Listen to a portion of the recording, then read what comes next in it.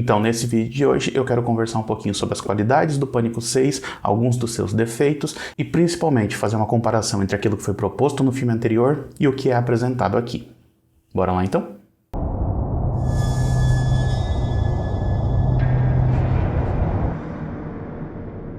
Olá pessoal, sejam muito bem-vindos a mais um vídeo aqui do canal 7marte. Eu sou o Daniel e no vídeo de hoje eu quero conversar um pouquinho com vocês sobre o filme Pânico 6, que é o novo filme da franquia Pânico. Esse filme ele se passa pouco tempo depois dos eventos vistos no Pânico 5 e acompanha o grupo de personagens sobreviventes agora vivendo em Nova York. A protagonista, Sam, interpretada pela Melissa Barrera, está bastante abalada com tudo o que aconteceu no filme anterior. E aí ela faz de tudo para tentar proteger a irmã mais nova dela, a Tara, interpretada pela Jenna Ortega. A Tara, por sua vez, está se sentindo um pouco sufocada por causa dessa presença constante da irmã dela que fica tentando proteger ela o tempo todo. E ela deseja um pouco mais de liberdade. Só que não demora muito até que o assassino Ghostface apareça novamente e passe a ameaçar as duas. E para piorar a situação, ainda existe um rumor que está rolando na internet que diz que foi a Sam que matou as pessoas no filme anterior e ela simplesmente colocou a culpa no namorado dela. Esse rumor tá ganhando força e quando o assassino volta a atacar, a Sam acaba se transformando em uma das suspeitas. Existem outras coisas que acontecem ao longo da história, tem uma participação da Gale Weathers, por exemplo,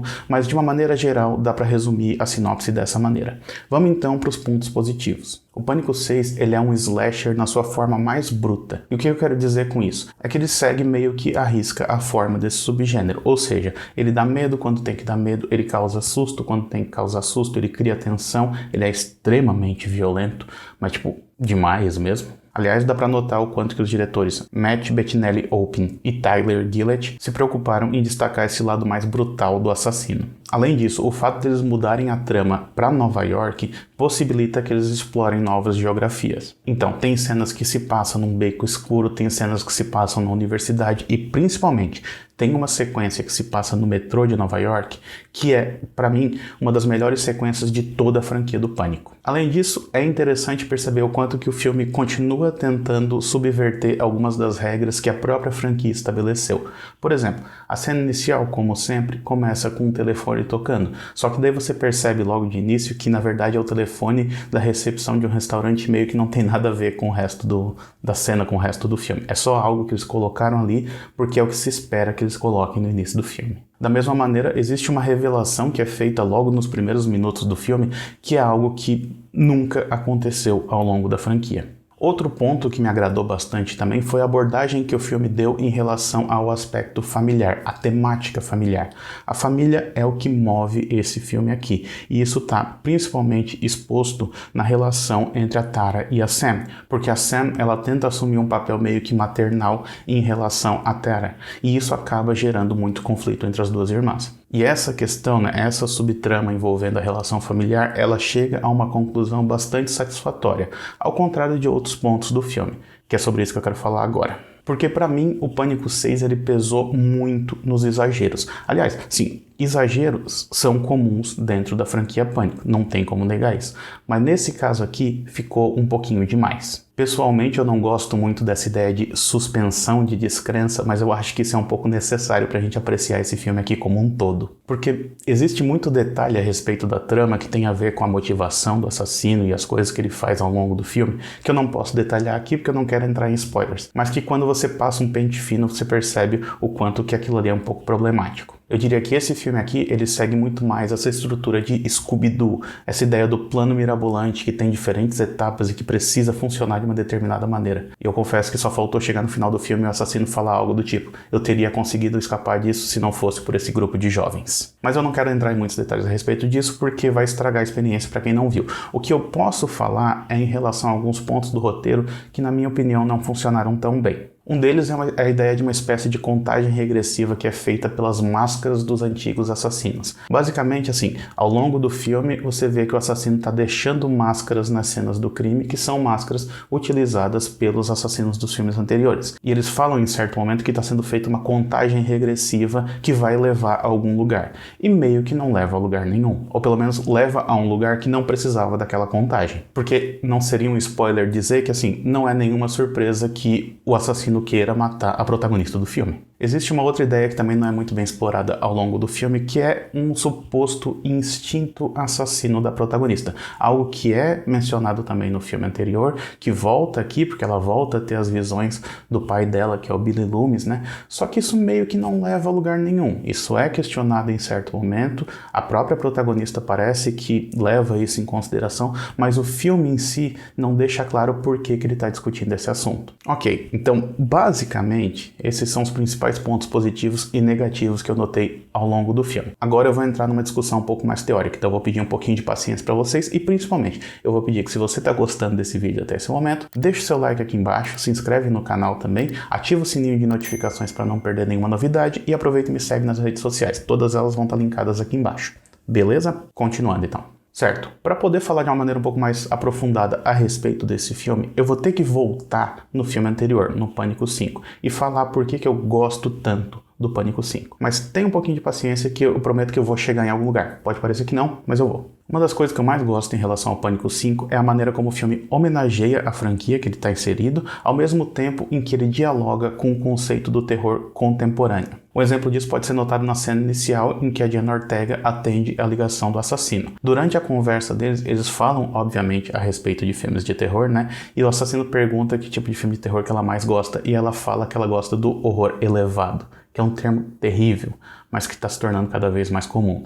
Ela cita filmes como Babadook, como O Hereditário, e fala que esses filmes têm algo a dizer, que eles têm comentários sociais inseridos nele, como por exemplo a ideia do Babadook falar também sobre maternidade, por exemplo. E de fato tem, então não tem como negar isso, esses filmes têm essa característica. O assassino, por sua vez, responde que isso torna a discussão um pouco chata, que torna o filme um pouco chato, e que o filme de terror ele tem que meio que assustar, causar medo e pronto. Só que aí fica parecendo que o que a gente vai ver ao longo do filme vai ser então esse filme que o assassino sugeriu, esse filme que causa medo, causa sustos e meio que não tem mais nada a dizer. Só que não é isso que acontece. Na verdade, Pânico 5 é um filme que está muito mais ligado em relação ao cinema contemporâneo, ao terror contemporâneo, do que ele aparenta estar. Porque ele também está falando sobre temáticas contemporâneas, ele também está falando sobre esse terror mais social. Só que ele está falando pelo viés da metalinguagem, que é algo que a franquia Pânico sempre fez. O Pânico, ele sempre comentou a respeito do próprio cinema e principalmente a respeito do próprio cinema de terror. E qual que é a característica do cinema de terror contemporâneo? É um cinema com uma pegada muito mais social e principalmente com uma pegada muito mais representativa. E é aí que o Pânico 5 dialoga também com o cinema contemporâneo, porque ele traz para a franquia Pânico algo que até então estava ausente, a representatividade. Afinal, a franquia Pânico nunca foi conhecida por ser a mais inclusiva, mas isso muda no Pânico 5. Começando pelo fato de que o filme é estrelado pela Jenna Ortega e pela Melissa Barrera, duas atrizes que são de origem mexicana. Na verdade, a Jenna Ortega é filha de um mexicano, a Melissa Barrera é mexicana. Já o elenco coadjuvante é formado pelo Mason Gooding e pela Jasmine Salvove Brown, que são dois atores negros. Aliás, a Jasmine também é uma mulher lésbica, ela é uma mulher queer, e a personagem dela também é. Então, só pela escolha do elenco, você já percebe que o filme se preocupou em ser mais representativo. Só que tem um outro fator que é muito importante. Esses personagens que eu acabei de mencionar, eles são os que sobrevivem ao final do filme. Só quem morre no Pânico 5 são pessoas brancas. Ou seja, o Pânico 5, ele inverte uma lógica que está presente em praticamente toda a história do cinema de terror, que é a ideia de que as minorias morrem primeiro. Nesse caso, o filme prioriza a sobrevivência dessas minorias que normalmente são mostradas morrendo primeiro. Esse é o posicionamento feito pelo Pânico 5, é a maneira como ele dialoga com a história do cinema de terror e a maneira como ele dialoga também com o cinema contemporâneo. Qual é o problema? O problema é que o Pânico 6 não faz isso. A representatividade em si, ela deixa de ser uma questão no Pânico 6. Por exemplo, essa ideia de que só morrem pessoas brancas já não está presente aqui, né? Porque a representatividade, ela deixa de ser uma questão no Pânico 6. Então, sobre o que ele quer discutir? Ou sobre o que ele se propõe a discutir? Logo na cena inicial é dado um indício a respeito da temática por trás desse filme aqui. É apresentada uma professora de cinema que dá aula de cinema de terror. Mais especificamente, ela dá aula de slasher. E aí, em certo momento, ela fala que o slasher serve quase como um termômetro para medir o que causava medo numa determinada população e num determinado tempo. E de fato é assim que a gente estuda o slasher, pelo menos é uma das maneiras de estudar o slasher, como sendo esse termômetro do medo contemporâneo à sua época. Mas o Pânico 6 acaba não explorando nada disso. Ele propõe essa discussão e ele descarta ela. Ok, para não dizer que ele não fala sobre nenhum assunto contemporâneo, dá para dizer que ele aborda a questão da pós-verdade. A ideia de que numa era de fake news e fatos alternativos, a verdade deixa de ter importância e o que importa é quantas pessoas acreditam em uma determinada narrativa, por mais que ela seja mentirosa. Isso está exposto ao longo do filme naquela ideia de que tem gente que acredita que a protagonista é a verdadeira assassina. Mas não é algo que chega a ser, de fato, explorado pelo filme. Porque de resto, o que o Pânico 6 faz é justamente aquilo que o Ghostface falou no início do filme anterior.